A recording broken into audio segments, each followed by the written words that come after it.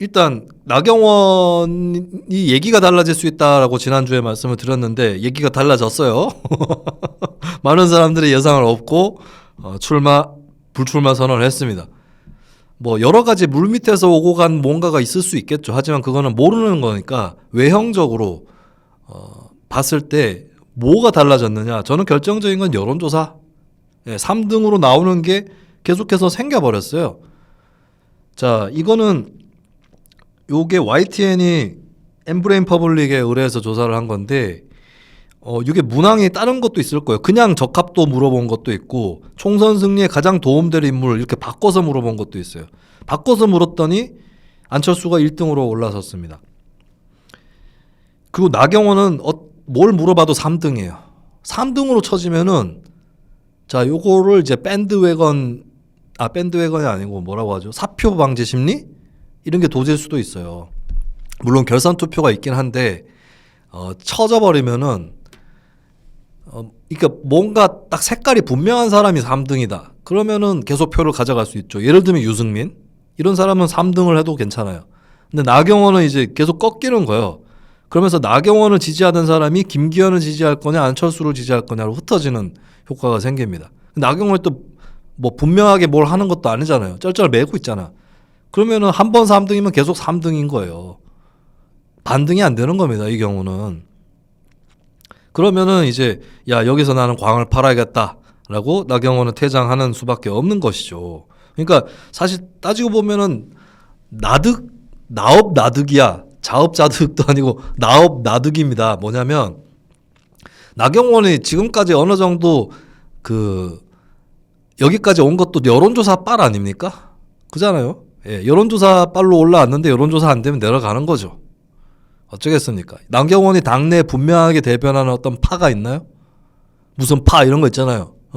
보수 정당 내에서도 파가 있을 수 있잖아. 뭐 시장파, 뭐 복지파, 뭐 이런 거 있을 수 있잖아요. 무슨 파를 대변을 해왔네 이 사람이. 예, 남은 거는 내가 옛날에 말이야 광화문 집회하고 할 때 강성투쟁을 주도를 했었고 말이야 뭐 이런 거 있잖아요. 예, 그거밖에 없어요. 그러다가 이제 결국에는 쭉쭉쭉 내려갑니다. 자, 근데 나경원이 이제 가는 사람이니까 그렇다 치고 친윤계와 김기현 후보는 자, 결선 투표제라는 거를 좀 감안하고 선거를 할 필요가 있지 않나. 결선 투표제는 적을 많이 만들면 집니다. 1대1로 붙어버리면은 사실 결선 투표제에서는 그 두 후보가 썩 마음에 들지 않는 사람들도 투표를 하는 거잖아요. 뭐 어디다가 찍을까요? 최악을 막는 쪽으로 찍겠죠. 결선 투표는. 그렇기 때문에 결선 투표 앞두고는 적을 줄여야 돼요. 근데 지금 너무 잘난 척했어. 너무 앞서 나가는 사람으로서 잘난 척을 했어요. 그 결과가 양자대결, 결선 투표에 대한 양자대결 조사가 실시됐는데 나타나는 게 안철수 대 김기현, 안철수가 이깁니다. 그리고 안철수 대 나경원, 이랬더니 또 안철수가 이깁니다. 자, 요거 오늘 하나 외워가세요. 콩도르세 승자라는 개념이 있습니다. 콩도르세 승자. 정치학, 사회학 개념입니다. 콩도르세 승자는 뭐냐면 여러 명의 후보가 출마를 하잖아요. 근데 그 후보들 중에 2명을 추리는 거야. 2명을 추려가지고 여러 가지 경우의 수가 생기겠죠. 여러 가지 경우의 수를 다 해봤더니 이 사람은 누구하고 양자 대결을 해도 승리한다. 이 콩도르세 승자입니다. 결선 투표제나 선호 투표제 같은 제도가 이 콩도르세 승자에게 승리를 안겨주기 위해 만든 제도예요. 여기서 이제 안철수가 콩도르세 승자다라고 하는 게 드러나는 겁니다. 근데 말하면서 내가 왜 이렇게 불안하지? 콩세도르인가 혹시? 콩도르세 아니고 콩세도르인가? 네. 자, 어쨌든 이렇습니다. 그러니까 안철수가 3등을 하면 결선 투표에 진출을 못 하잖아요. 그죠?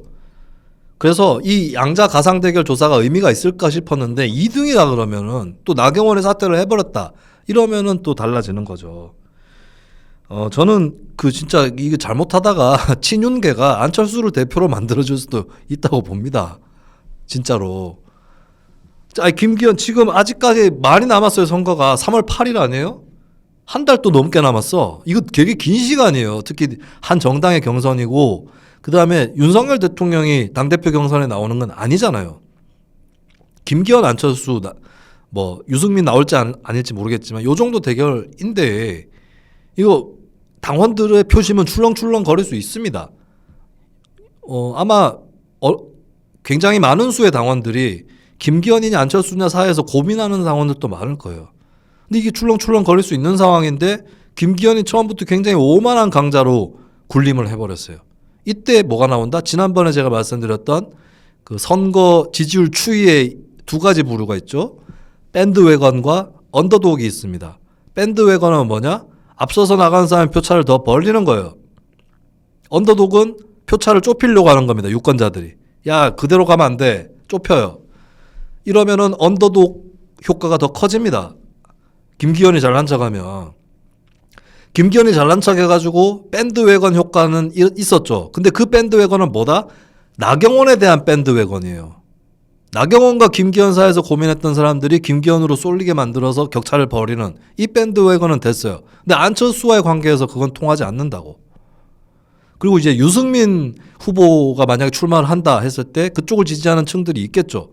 아마 10%는 될 거라고 봐요. 당원만 해도. 왜냐하면 제가 지난 그 국민의힘 후보 경선 때 당원 투표 결과를 제가 봤거든요. 이거 뭐 평론가쯤 되는 사람들, 기자들쯤 되는 사람들은 그 결과들을 다 받아봅니다. 근데 유승민이 한 10% 가까이는 나왔던 것 같은데 10%는 나올 거예요.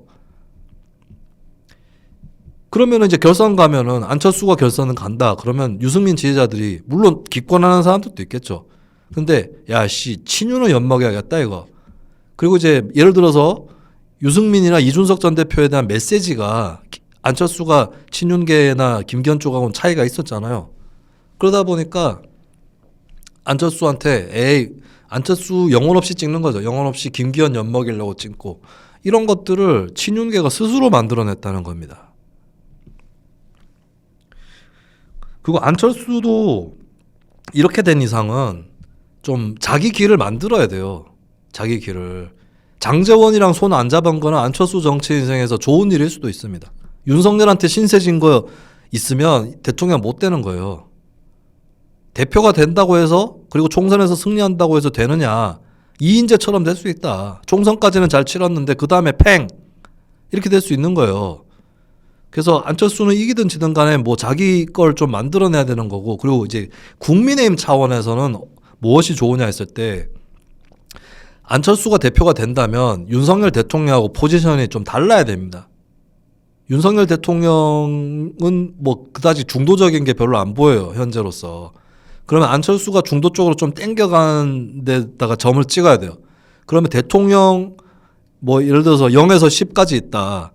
그리고 이제 이건 뭐 좌우와 별개로 당파적으로 민주당 국민의힘의 질서가 펼쳐져 있다고 했을 때 그러면 현재 국민의힘은 10에서 6까지 일단 먹고 있는 거고 여기서 5까지 더 가야 이제 총선에서 승리하는 거잖아요. 그럼 안철수가 거의 5 정도의 점을 찍고 윤석열 대통령도 지금 아주 그 예전에 이명박 박근혜보다 더 오른쪽에 찍고 있는데 조금은 더 가야겠지. 그러면 한 8 정도에는 찍어야 된다고. 예, 아무리 못해도 8 정도에는 찍어야 돼요. 그럼 5하고 8하고 평균 내면 얼마죠? 6.5인가요? 예, 근데 대표가 대통령하고 힘이 비슷하지는 않으니까 한 7 정도 이렇게 낙차하게 되겠지. 근데 이걸로도 부족해 보이긴 한데 어쨌든 간에 그래서 안철수가 대표가 되면 스스로 본인이 그 길을 갈 수 있느냐, 그리고 그 안철수를 국민의힘이 제대로 쓸 수 있느냐, 이 문제가 될 겁니다. 그리고 이게 정치에는 반대급부가 있거든요. 그럼 예를 들면 이제 안철수 의원은 100% 오픈 프라이머리를 하겠다고 하더라고요. 거의 공천에서. 그러면 사실 100% 오픈 프라이머리를 할 경우에 현역 의원의 경우는 컷오프 되지 않는 이상은 현역 의원이나 지역 당협위원장이 거의 이길 겁니다. 알아두시기 바랍니다. 100% 오픈 프라이머리는 현역 의원에게 유리한 제도입니다. 그러면은 이제 공천은 대부분 보장을 해줄 테니까 당의 노선은 내가 얘기하는 쪽으로 좀 가자. 뭐 이런 식의 딜이 있어야 되는 거죠. 이걸 안철수가 할 수 있을 거냐. 근데 단점은 뭐냐면 안철수는 지분이 별로 없죠. 그리고 후달려가지고 막판에 대선에 합류했기 때문에 자율성이 별로 없어요. 아사리 오랫동안 국민의힘에 있었던 사람이면은 야 좌클릭 좀 해보자 이런 얘기를 충분히 할 수 있습니다. 근데 금방 들어가가지고 할 수 있을 거냐.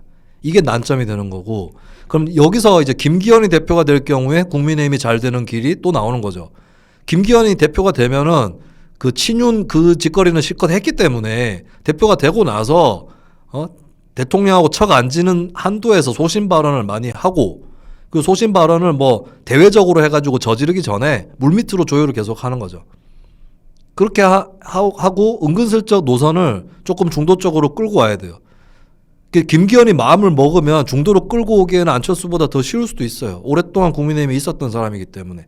근데 김기현이 그렇게 할 수 있을 거냐가 관건이겠죠. 김기현도. 지금 이렇게까지 해버렸는데 무슨 맨날 어디 유튜브 나가가지고 강성 보수층한테 박수치고 있고 김기현은 이렇게 생각할 수도 있어요. 내가 대표가 되기만 하면은 그 다음부터는 중도 확장이야. 이렇게 생각할 수 있어요. 그거 잘 안 됩니다. 그거 잘 안 돼요. 지난 대선 때 윤석열, 이재명이 둘 다 그런 생각 했을 거예요. 둘 다 안 됐잖아. 그렇게. 잘 안 된다고. 중도 확장을 하려면 전당대회에서 이미 중도 확장을 하고 있어야 돼. 이게 나눠지지 않는다고요. 전통적 지지층의 지지와 중도층의 지지를 올리는 것이 물론 길게 보면 단계가 있을 수도 있겠지만 한꺼번에 특히 경선 정도에서는 한꺼번에 이루어져야 된다고. 그래서 중도층한테도 확장을 하면서 근데 그걸 보는 전통적 지지층이 야 우리가 잘 되려면 중도층에 확장을 해야 잘 되지 않겠냐. 쟤를 밀어주자. 이렇게 해가지고 떠야 되는 거죠. 근데 김기현 이렇게 해가지고 지금 토막토막 내서 단계별로 접근한다고 했을 때 과연 잘 될까? 요거 의문이 남습니다. 자, 나경원이 대표가 될 경우는 이제 얘기를 안 해도 되겠고요. 사랑이 빛나는 우리네 그냥 다 나가리네 나가리인 이유는 만약에 나가리라면 누가 돼도 나가리라면 그거는 김기현이나 안철수의 자질 때문이 아니라 국민의힘의 전체적인 문제일 겁니다. 사실은 국민의힘은 윤석열 한 명이 제대로 결단하면 잘 풀어나갈 수 있는데 그게 안 되고 있기 때문이죠. 자, 근데 그럼 대통령이 그러면은 눈치나 볼 게 아니라 뭐 얘기를 좀 해야 될 거 아니에요? 얘기하는 사람도 별로 없고 민주당에는 조금 박해는 있었잖아. 민주당에 국민의힘에 조금 박해도 없어. 기껏해야 이준석 전 대표 문제로 한번 각 세우는 것밖에 없잖아요. 근데 이준석 전 대표 문제는 이게 그냥 인물 중심으로 한 개파의 문제인 거지 정책 가치의 문제나 이런 게 아니잖아요.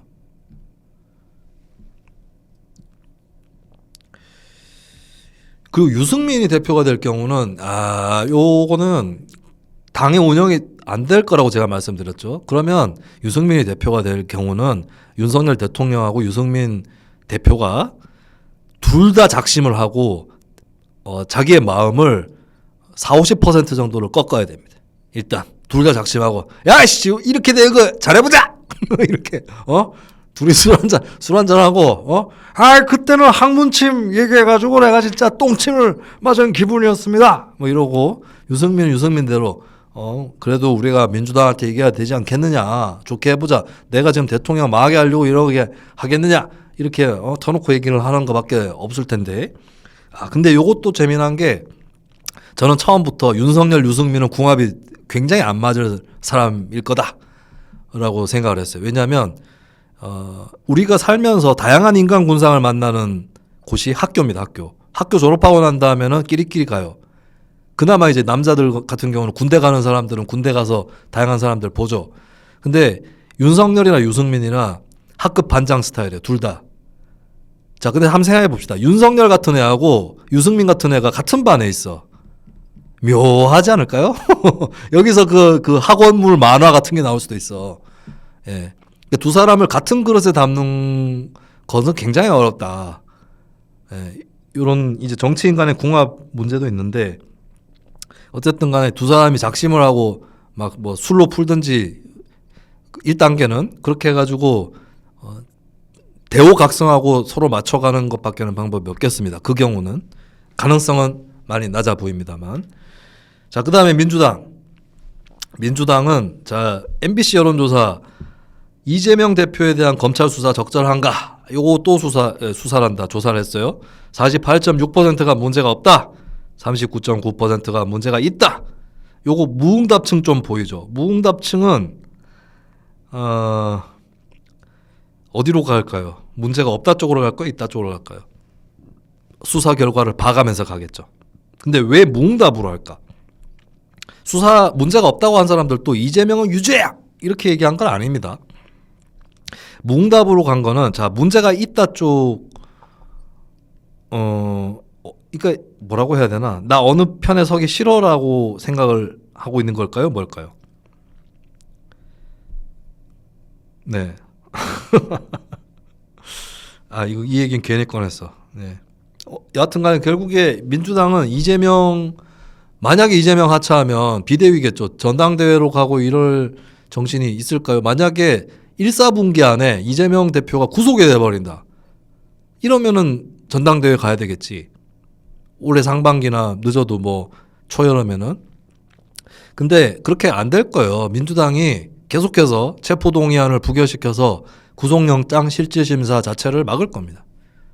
이거 뭐 거의 100%라고 봐요. 그 상태에서 쭉 총선까지 가는 건데 저는 이재명 대표가 총선 때도 당대표일까?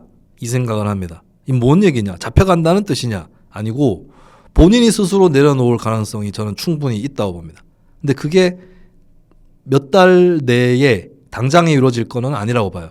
아마 올해 연말 내년 초 정도로 일단 제가 예언을 해둡니다. 예언! 김수민의 예언. 이재명은 당대표직에서 내려올 것이다. 올해 말이나 내년 초에. 왜 그러냐면 문재인 전 대통령의 사례를 생각해 보면 됩니다. 문재인 전 대통령이 민주당 분당이 되고 위기에 처했을 때 당대표에서 내려오죠. 그리고 김종인을 비대위원장으로 영입합니다.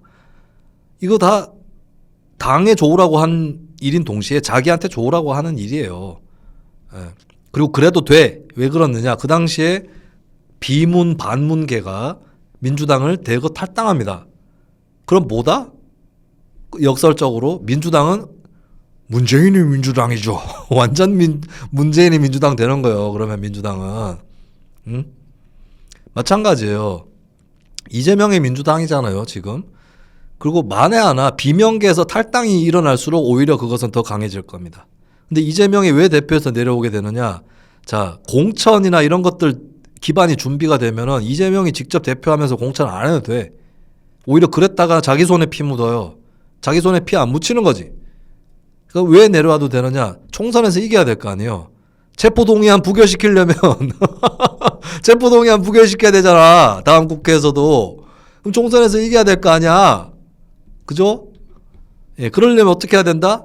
이재명 간판으로 총선을 치르면 불리합니다. 이게 양당 체제의 특징이에요. 외연 확장을 가로막는 사람이 당의 간판인 경우는 그 사람 내려와야 돼요. 그래야 선거에 유리합니다. 근데 선거 몇 달 안 남은 상태에서 내려오는 것만큼 쉬운 일은 없습니다. 그럼 공천은 공천대로 자기가 불리하지 않은 방향으로 가도록 다 설계가 돼 있어. 시스템이. 그러면 뭐 공천할 때 대표하면 뭐예요? 그 전에 내려오는 거지. 내려오면서 나는 당을 위해서 헌신한다. 당에 자꾸 위기가 되는 것 같아서 내가 내려오겠다. 뭐 이렇게 얘기를 하겠죠. 요번에도 얼마 전에도 토요일에 출석하겠다. 검찰에 출석하겠다 그러면서 평일에 일해야 되니까 이렇게 얘기하잖아요. 나 일해야 되니까. 이런 메시지를 위해서 그렇게 하는 거죠. 마찬가지로 어느 정도 시점이 되면 내려올 거다. 그래서 내년 총선은 이재명 대표가 공식적으로 선두에서 전면에서 민주당을 지휘하지는 않을 거라고 봅니다. 그리고 이제 이재명 문제가 국민의힘으로 끼치는 영향도 있는데 현재는 김기현 의원이 유리해요. 이재명 때문에. 이재명 때문에 리스크가 굉장히 크잖아요. 지금 정당 지지율은 삐까삐까하지만 확 무너질 수도 있는 리스크가 있는 거잖아요.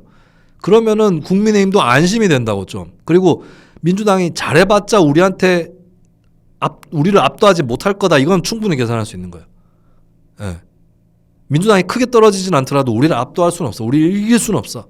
이렇게 되면 김기현으로 가자 이렇게 되는 거죠. 진짜 민주당이랑 삐까삐까하고 민주당 쪽에서도 외연 확장성이 있는 사람이 대표가 되거나 이렇게 되면은 그러면은 안철수 쪽이 더 유리하지. 국민의힘 경선에서 안철수나 유승민 이쪽이 더 유리해지겠죠.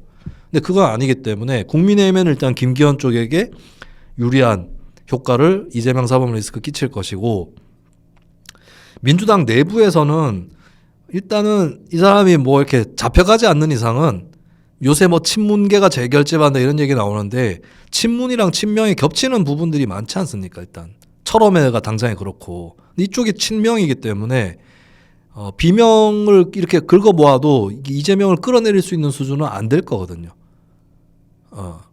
그렇기 때문에 그리고 그 수준이기 때문에 뭐 타의에 의해서 당권이 교체될 일은 별로 없을 거다 이렇게 봅니다.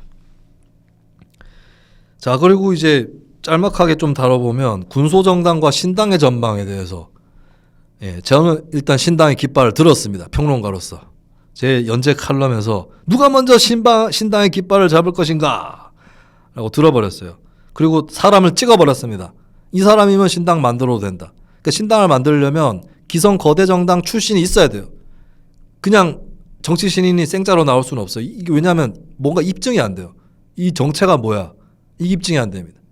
하나하나 처음부터 설명해야 돼요. 근데 나는 정의당이나 기본소득당, 시대전환 같은 당들, 우리공화당 포함해서 여기도 안 될 거라고 보는 게, 여기는 딱지가 붙어 있어요. 그리고 범민주당 아니면 범국민의힘 한쪽으로 이미 유권자들에게 깊숙하게 인식이 돼 있고, 그리고 한국에서는 신생정당이 오래 걸리면 김이 새버립니다. 아, 저기는 안 되는 데구나 이렇게 돼요. 그렇기 때문에 1번 타자는 기성정당 출신인 사람일 수밖에 없다. 프랑스의 마크롱 대통령도 원래 기성거대정당 출신이었어요. 거기서 탈당해가지고 신당 창당한 거죠.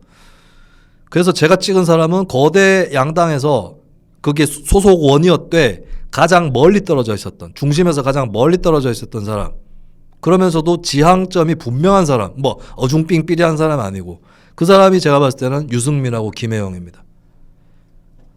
이 두 정치인에게 일단은 주목을 해보는데, 물론 이들은 탈당할 생각이 없어 보이고요. 그리고 진짜 신당을 만들 수 있는 사람인가, 이거는 해봐야 증명되는 거기 때문에 그 점에서도 분명하게 장담은 못하겠습니다. 근데 그나마 주목하라면 전 유승민과 김혜영 주목을 해봅니다. 바른미래당 시즌2 안 되게 할 수 있습니다.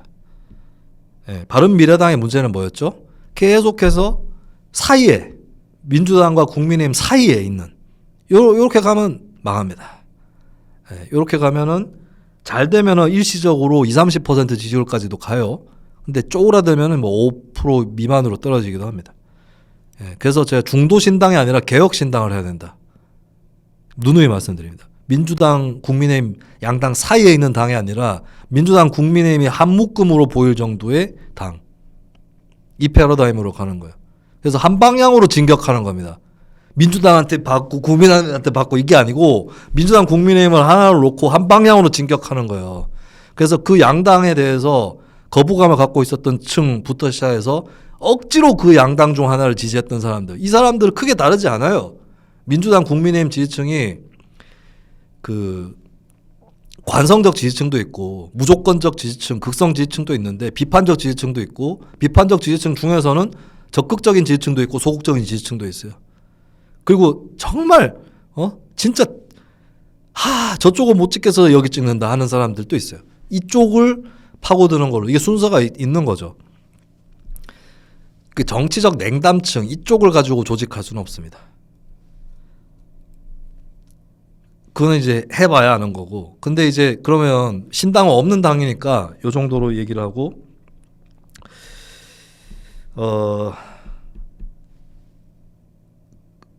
다른 정당들, 정의당, 기본소득당, 시대전환, 우리공화당은 일단 목표가 없어졌습니다. 박근혜 전 대통령이 석방돼가지고 목표가 없어져 버렸어요. 이게 우리공화당의 1대 위기다 라고 볼 수 있겠고, 내일 나오시는 분이 우리공화당 전문가분이 계시는데 잠깐 지나가다가 한번 물어보도록 하겠습니다. 정의당은 행보가 꼬였다. 지난 대선 때 완주한 거는 자산이에요. 저조한 득표율이었지만 우리는 이재명과 한편 먹지 않았다는 자산입니다. 근데 끝나고 나서 검수완박에 중재자처럼 제가 얘기했죠. 사이에 끼면 안 된다고. 중재자처럼 하다가 중재도 됐으니까 그냥 찬성표 날린다 하고 검수완박에 그 서민과 사회적 약자에게 피해가 가는 조항들 있는 그 검수완박에 동조를 해줬어요. 여기서 그냥 뒤틀렸다. 물론 검수완박에 반대했었어도 위기가 왔겠죠. 어느 쪽으로 가든 위기가 왔을 겁니다. 근데 여기 발걸음이 흐트러져 버렸다는 겁니다. 그래서 이게 기대를 가질 수 있느냐. 그리고 오래 했잖아, 정의당. 오래 했는데 야 오랜 세월 동안 살아남았으니 가르카여라. 이게 유권자 민심이 아니라 야 저기는 안 되는 거 아니야? 이렇게 되는 거죠. 그리고 기본소득당 시대전환은 지난주에 뭐 어떤 댓글이 저한테 달려서 제가 그 시대전환에 대해서 위성정당으로 개평 한석 받아먹었으면 민주당에 들어가든지 아니면 민주당한테 붙어보고 싶으면은 배지 떼고 얘기하라고 얘기를 했잖아요. 그걸 가지고 다당제 논자를 하면서 그런 식으로 얘기하면 안 된다는 댓글이 달렸던데 시대전환은 그 기본소득당 시대전환은 다당제를 교란시키는 사람들입니다. 그게 위성정당을 만들어서 무슨 다당제를 하겠다는 거예요. 다당제의 의미가 뭔데? 예? 그냥 무슨 수를 써서라도 한석 받아 먹으면 그 당 인정해 주는 게 다당제예요? 위성정당이 왜 나쁘냐면 왜 나쁜지 왜 설명해야 되는지 모르겠는데 한국 선거제도에서 3%의 진입장벽을 넘기면 비례대표 한두 석이 들어갑니다. 그 당들은 3%를 얻을 역량이 없는 당들이에요. 근데 민주당 엉덩이 뒤에 숨어가지고 3% 안 나오는 사람들이 거기에 섞여 들어가가지고 한 석씩 따낸 겁니다. 액세서리로 들어가서. 이건 패러사이트입니다. 다당제가 아니라. 에? 몸의 건강을 위해 기생충을 뱃속에 놔두겠다 뭐 이런 거예요. 이런 세력들은 그 새로운 정치 세력을 만드는데 아무 그 역할을 맡을 수 없고 기성 정치 세력의 일부다. 민주당 국민의힘으로 얘기되는 더불어 국민의힘의 일부가 기본소득당 시대전환인 같은 당이에요. 자, 이제 시간이 거의 다 됐습니다. 또 오늘 준비했던 얘기 역시나 선거제도에 관련된 얘기는 못하고 또 넘어가 버리게 되었습니다. 자, 일단 오늘 여러분들하고 좀 실시간으로 나누는 대화를 조금 하면서 마치도록 하겠습니다.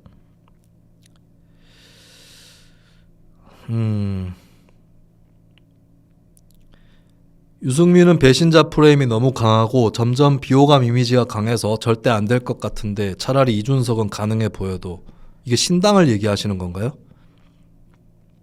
배신자 프레임이 강하니까 신당을 해야지.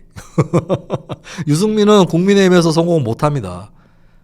유승민에 대해서 좋게 생각하는 사람들이 국민의힘 지지층에 별로 없어요. 오히려 중도층에 가면 더 많고 민주당 소극적 지지층에 더 많아요. 근데 이준석은 민주당의 소극적 지지층을 깰 수 없습니다.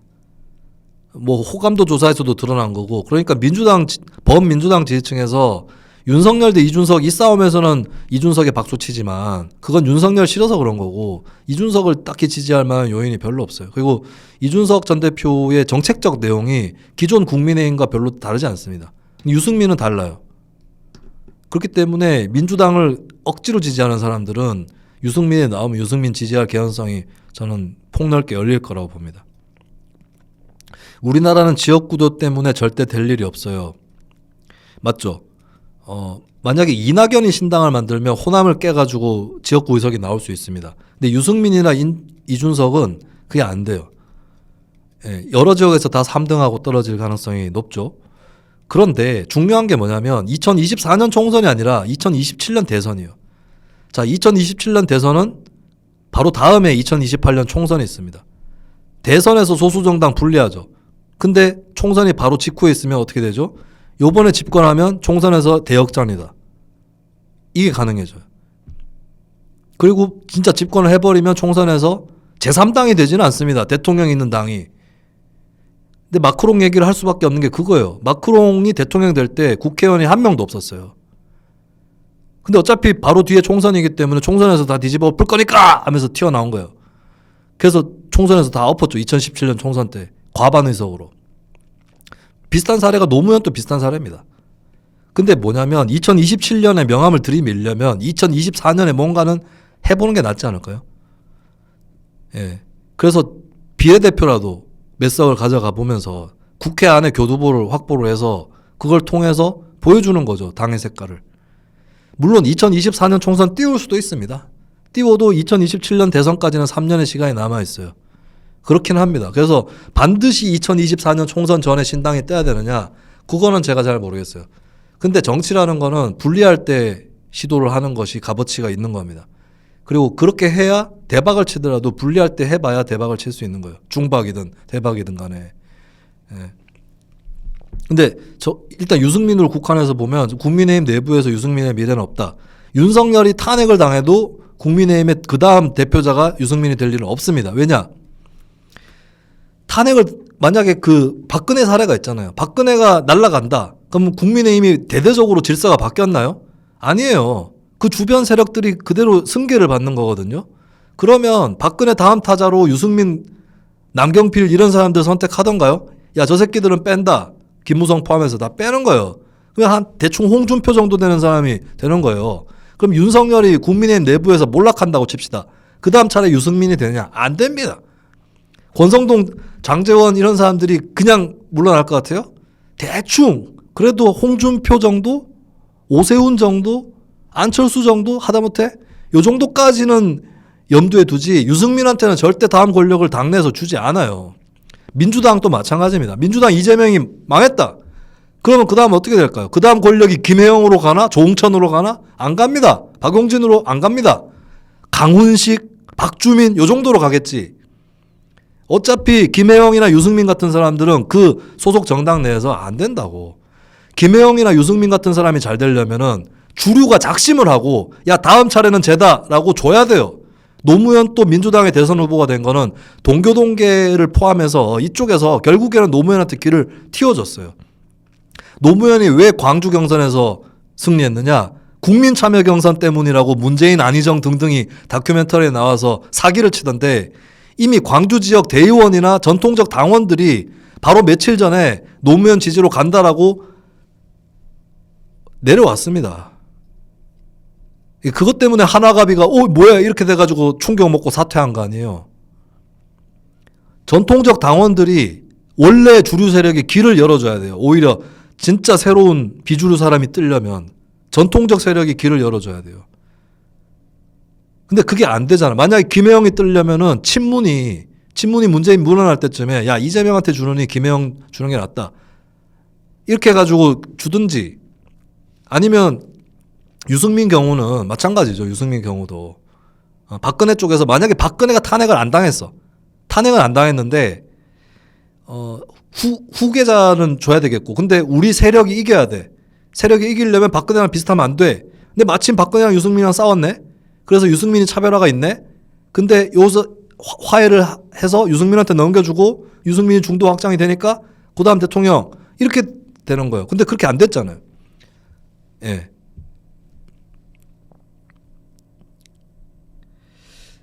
그래서 이 사람들은 그 개인의 진로를 보더라도 그 당에서 뭘 해나가기는 상당히 어렵습니다. 당이 깡그리 망해야 돼. 뭘 해보려면. 깡그리 망해야 됩니다. 막 그 민주당 지금 예를 들어서 160 몇 석이죠. 다음 총선을 했는데 50석이다. 이런 모르겠어요. 근데 망하게 하려면 누가 망하게 하죠? 국민의힘이 민주당을 망하게 할 수 있나요? 없습니다. 안철수 의원이 국민의힘 총선 목표 170석으로 잡던데 그럼 민주당은 120석은 나온다는 거예요. 그잖아요? 120석으로 망합니까? 안 망해요. 120석이면. 본전치기인데 뭐. 거대 양당 체제에서는 민주당, 국민의힘 둘 중 한쪽도 망할 일이 없습니다. 역설적인 게 생겨나는 거죠. 망하게라도 해보려면 신당이 창당돼서 정당 구도가 바뀌어야 되는 거죠. 그래서 한쪽이 다른 한쪽을 대체하는 영국에서 노동당이 자유당을 대체했듯이 이런 게 필요하지 않나. 그러니까 뭐 이렇게 살펴봐도 길이 잘 안 보입니다. 저도 현실적으로는 다당제로 가는 것도 상당히 어렵고 또 신당 창당도 어렵기 때문에 거대 양당을 그대로 놓고 내부에서의 개혁으로 바꾸는 것도 하나의 현실적 방책일 수 있겠다는 생각을 해왔었어요. 하지만 지금 되겠어요? 안 된다고. 안 됩니다. 예. 그러니까 우리나라가 옛날에 그 제왕적 총재들이 있었잖아요. JP, DJ, YS 뭐 이 사람들 있잖아요. 이 사람들은 그래도 당을 다 그 100%를 잡아먹지는 않았어요. 비주류한테 30%, 40%는 줘요. 그 일부러 소장 세력을 키웁니다. 노무현 자서전 보면 나오잖아. 김영삼이 자기 따로 불러가지고 야 좀 들이받아라. 예, 들이받으라고 시키는 거예요. 들이받아가지고 그걸 결정하겠다. 예, 그런 게 있었다고 옛날에는. 근데 지금은 없잖아요. 예, 찍히면 죽는 거예요 그냥.